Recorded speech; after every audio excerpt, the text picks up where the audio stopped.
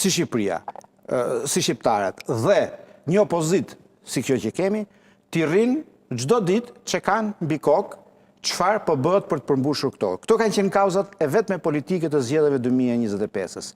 Dhe nëse brenda 2027-s qeveria nuk përmbyll grup kapitujt, nuk ka nevojë për asgjë tjetër. Thjesht nuk ke më moral për të qeverisur, sepse nuk ke përmbushur premtimin më të rëndësishëm të caktuar me datë. Pensioni i qeverisë me drejt, mendon që ndikon në këtë proces? Të shkohet tek çfarë po bëhet konkretisht. Pas euforisë madhe, pas hapjes së shampanjës për hapjen e grup kapitujve, pas deklaratave optimiste të Martakosit që juve në 2030 jeni këtu e dashuria madhe me BE-n, dhe kur Brukseli, për hir të vërtetës, për herë të parë kishte mbështetjen pa kushte politike për Shqipërinë, dhe kur nuk ishte më asnjë pengesë, dhe kur nuk ishte më asnjë të drejtë thonim shqiptarofobia, islamofobia, albanofobia, po t'i mbaj mend këto histori sa herë që dështonim ja vinim fajin Brukselit se ka fobinë shqiptarët, nuk ka më fobira. Tani topi është në fushën tonë, dhe fusha është e hapur. Plotso kriteret, shko.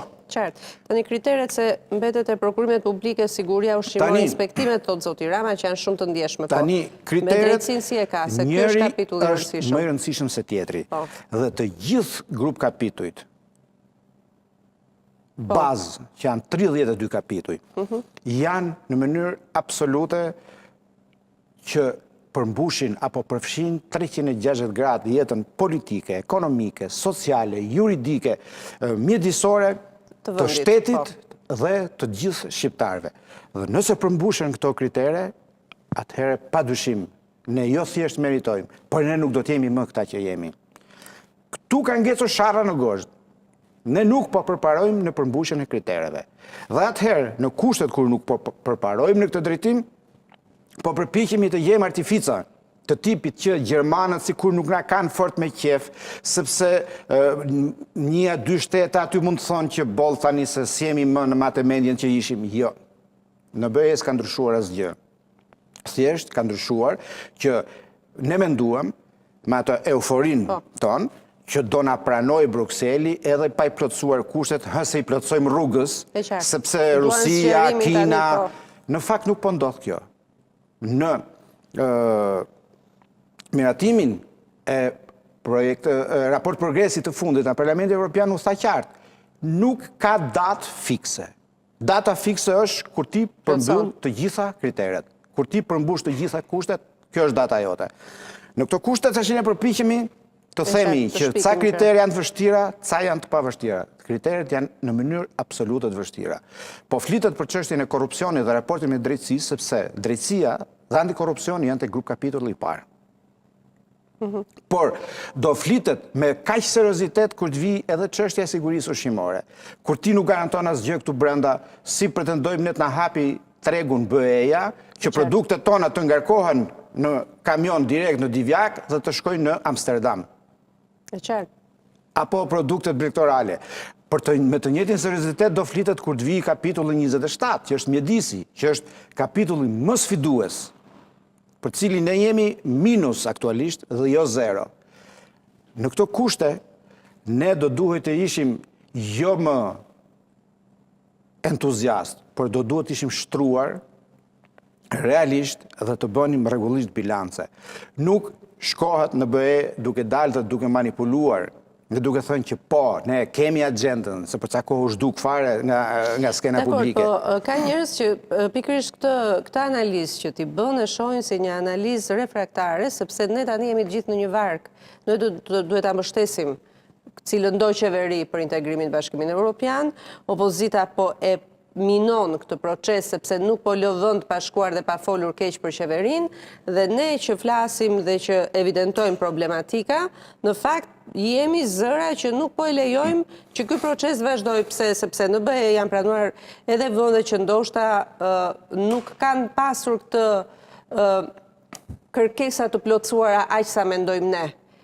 Për shembull, u fut Bullgaria kurse meritonte, u fut Rumania kurse meritonte, dhe rrugës tanë do t'i bëjmë ca procese të cilat dështuan sepse korrupsioni në këto vende respektive dihet që nuk është luftuar. Pra, si e shikon këtë qasje? Është një alibi kjo për qeverinë Rama, apo ka edhe një të vërtet këtu? Shiko, nisim nga fundi. E vërtet është që pranimi i 11 vendeve të Europës qendrore dhe lindore, Rumani, Bullgari, Hungari, Çeki, Poloni, ish bloku sovjetik, i gjithë ish bloku komunist, u bë në blok 11 vende për një herë, për arsye absolutisht geopolitike, patjetër. për të vendosur kufirin lindor të Europës.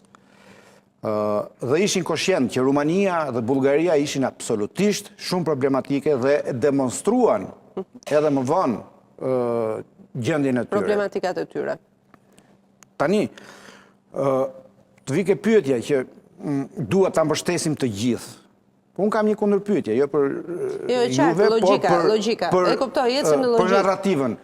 Si mund ta mbështesim ne të tjerët? Me statusën Facebook? Duke folur mirë në televizor?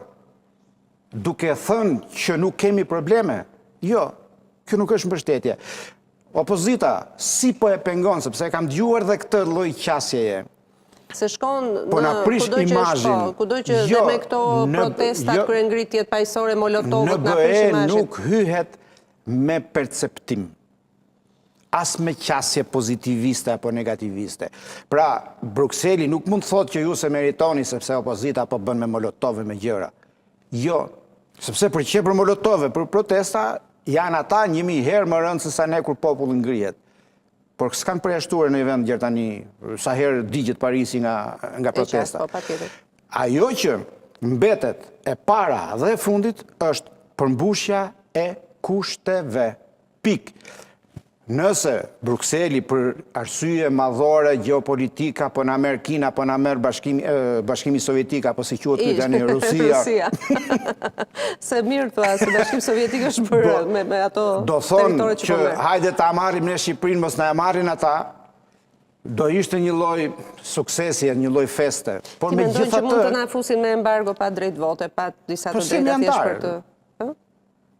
Do e thënë të na fusin edhe Serbisë. E mendon të vërtet atë skenar? Ky ka qenë kur në nivel ekspertësh, pala jonë, Shqipëria, pasi i hapëm grup kapituj dhe maruam festën, u ullëm dhe pam se çfarë kanë ato letra, që janë mbi 250 ligje që duhen bërë të reja, apo duhen përafruar këto që kemi me standardet të BE-s, që vetëm thjesht ky proces është torturues nga ana ekspertëve.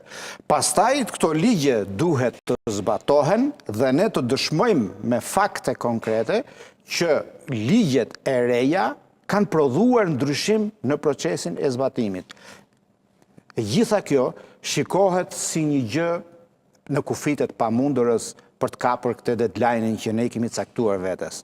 Dhe kur pam këto gjëra, thanë, shiko, po sikur të na pranoni pa këto ju, dhe na quani antar, po mos na jepni as drejt vota, as drejt vetoja, as antar, as gjë për gjëje. Po të jemi ashtu. Dhe atëherë fillon të kuptojnë për çfarë do të thotë ky antari.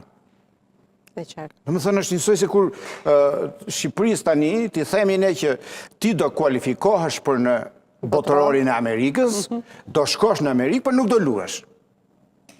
E qartë. Po kjo është taktik politike, të gjitha përpjekjet tona për të shpikur një marifet politik, vetëm për të shpëtuar fytyrën këtu brenda, nuk prodhojnë asnjë lloj ndryshimi.